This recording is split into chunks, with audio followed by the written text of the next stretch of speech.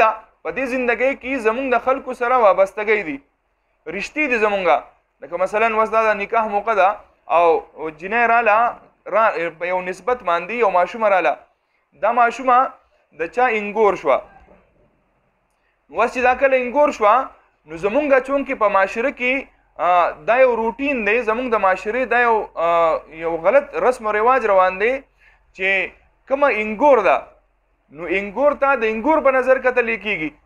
او کومه چې لور ده نو لور ته د لور په نظر کتلی کېږي حالانکې دا غلطه خبره ده ښه خبره دا ده چې کومه انګور راله دا هم زما بچی دی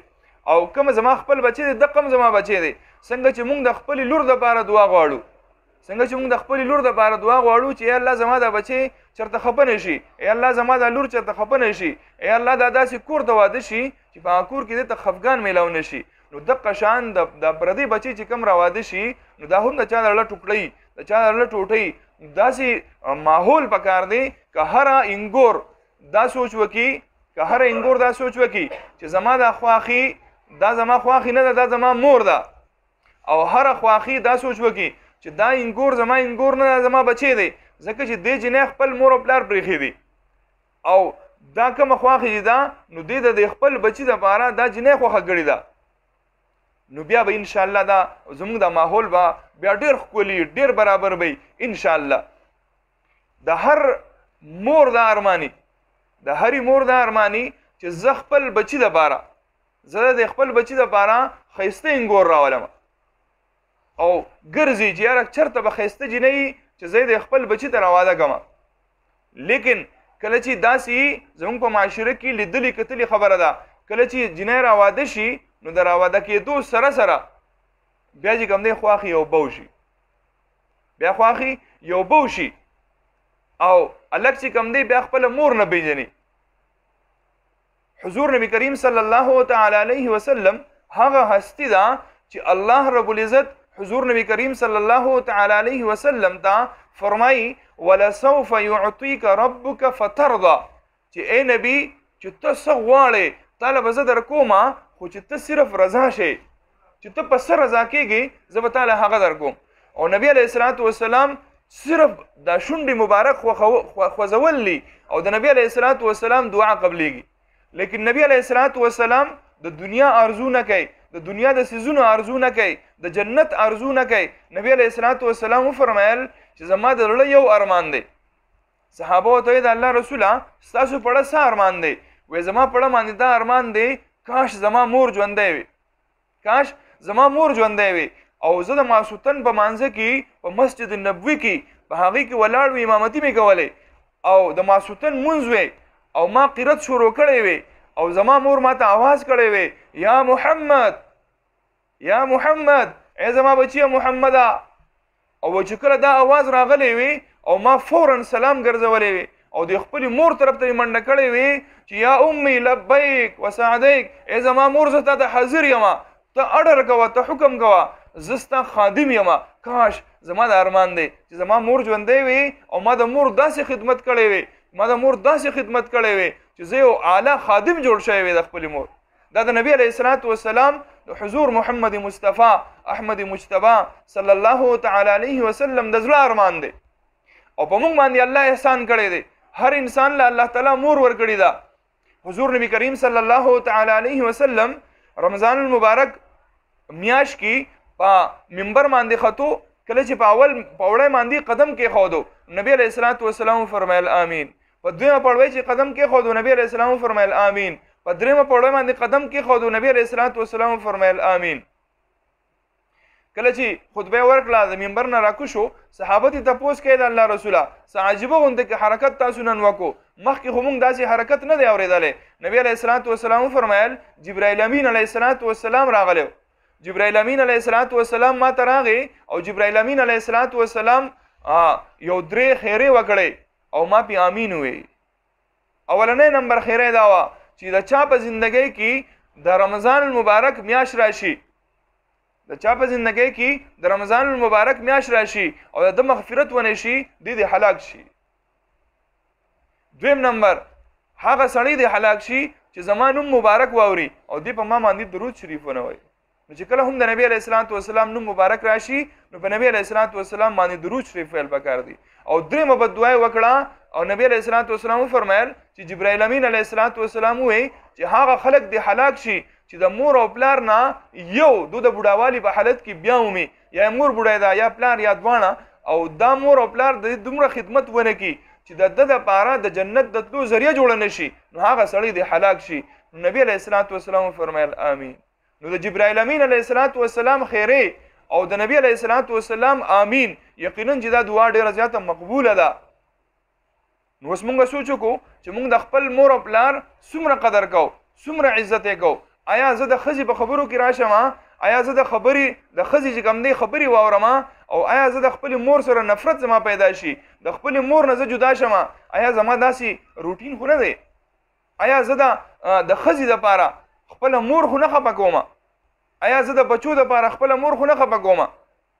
نو دې خبرو ته بیا سوچ کول پکار ځکه چې دا مور په ټوله دنیا کې ګرځي او هر چاته وایي زه د خپل بچي نه ښایسته جینۍ ګورم تاسو ته چېرته ښایسته جینۍ نه ده معلومه هر چاته وایي تاسو چېرته ښایسته جینۍ نه ده معلومه په دې ټوله معاشره کې دې خواښې ته دې مور ته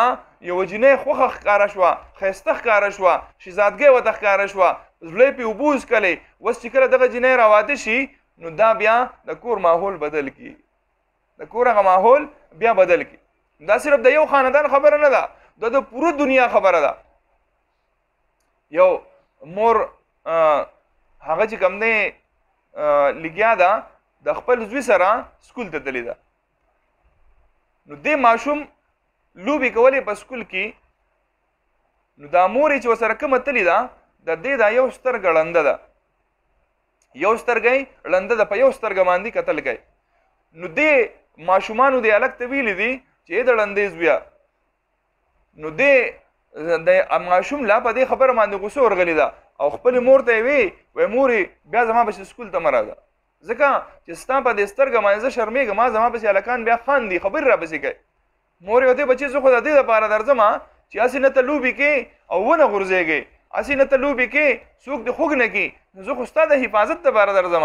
نو دې دا بچې ورته وایي نه مور زما پسې بیا مه راځه زه په تا شرمېږم نو مور یې ټیک ده مور خو که بچې هر څنګه لیکن مور بیا هم ورځي دغه بچي ته لاندې وځي د دې بچي خدمت کوي د دې بچي خیال ساتي نو دې مور یې داسې کړي دي چې دې زوی ته یې وایي زه بچي ته سکول ته زه به نه درځم خو پټه پټه وبس اطلاع چې هسې نه زما دا بچی چېرته خوږ نه شي زما دا بچی رونه غورځېږي نو دې بچي چېرته بیا ورته پته لګېدله چې زما دا مور بیا هم زما پسې پټه پټه راځي نو کور ته راغلی دی د مور سره یې شر کړی چې مور زه تا ته یم چې ته زما پسې مه راځه ما ته په تا ځان بدې ښکاري مور یې ورته ټیک د بچی بیا به نه درځم بچی لوی شوی دی حد تر دې چې دې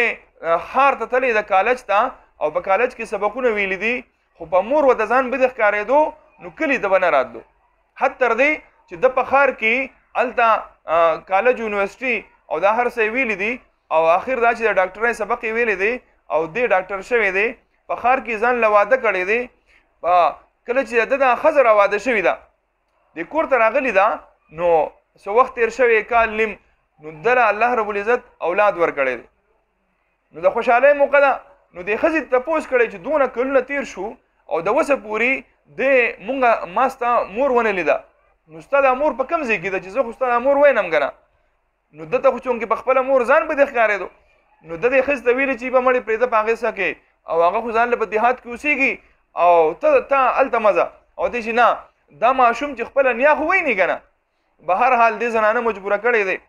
نو دو راغلی دی کلي ته چې کله کلي ته راغلی دی هغه زړې کوڅې هغه زوړ کور هغې ته ګوري او هغه زاړه یادونه ورته رایادېږي د مور هغه چې زما مور به زما څنګه خیال ساتو زما به څنګه خدمتونه کوله نو په دې دوران کې چې کله خپل کور ته را رسېدلی دی نو کتلی دی چې هغه کور ته تاله ده نو دې حیران شوی چې یاره زما مور به چېرته تلي به هر حال دې ورته ولاړلی په دې کې ګاونډیان نوتې دي وایي بایي څه چل دی ته خو هلکه هغه پلانکې نه یې وایي بلکل هغه یم نو وایي زما هغه مور چېرته تلي ده وایي ته راځه هلته په بیټک کې به کښېنو او ته به سچې شربت به وکړې دا زنانه کور ته ولېږه زمونږ کره به هر حال کېنولی دی نو دا د هغه سړي نه تپوس کوي چې بایي زما مور څه شوه وایي ستا مور خو مړه شوې ده وفات شوې ده کله چې هغه مړه کېده نو هغې ما ته یو خبره کړې وه وایي چې ګوره زما دې بچي ته به چېرته دا خبره نه کوئ خو چونکې دا موقع داسې ده چې وس ته راغلی دی موقع ته نو موږ زه درته دا خبره کوم ویچا خبره دا ده چې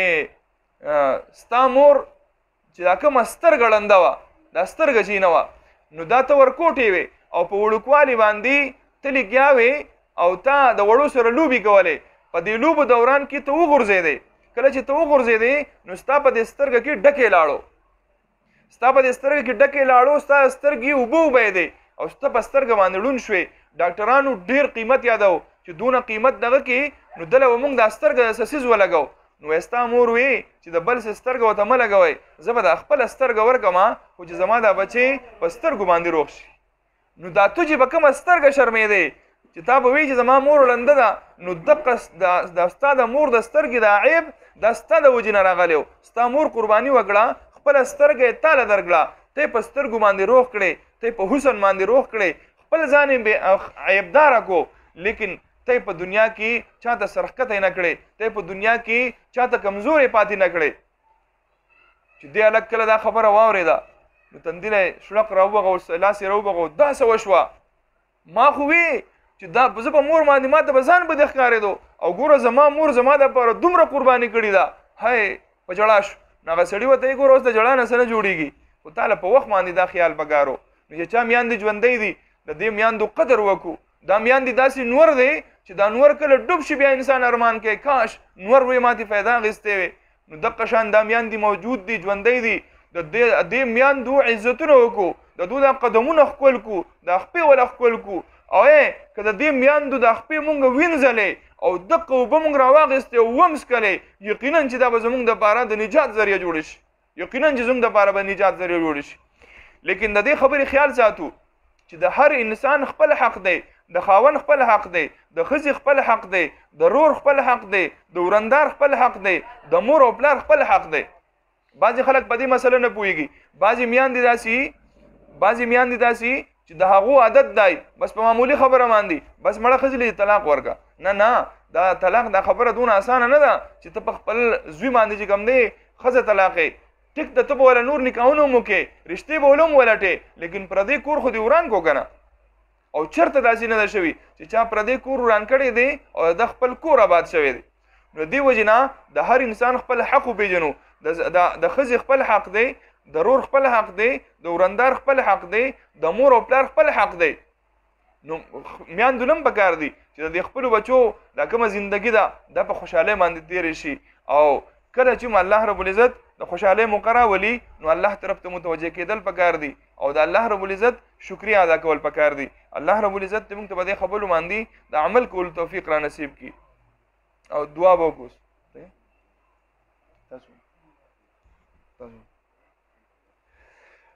اللهم صل على سيدنا محمد وعلى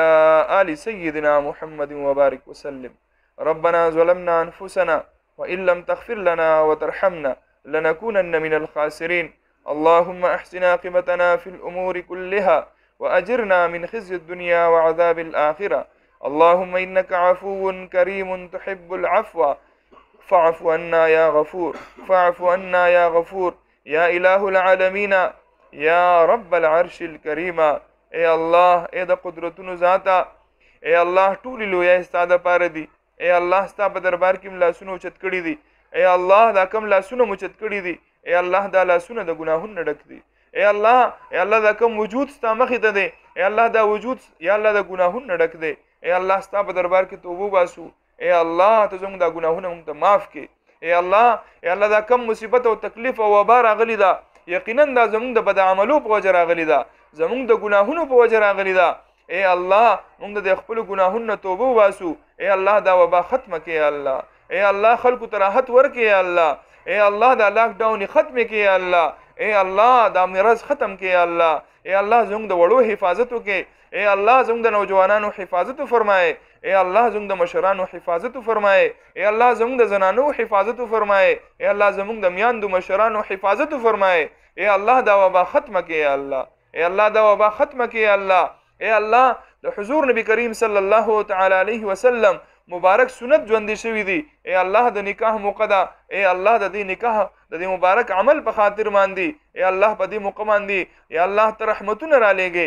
اے الله داسې رحمتونه راولېږې اے الله چې دا وبا ختم شي اے الله اے الله دا کوم رشته وشوه اے الله په دې رشته باندې موږ ټول خوشحاله کړې اے الله اے الله دواړه خاندانونه په یو بل کې الله شیر و شکم کې اے الله ته زموږ نه راضي شي اے الله داسې راضي شي چې بیا چرته ناراضه مشي اے الله خوشحاله راکې د غمونو نه په امان کې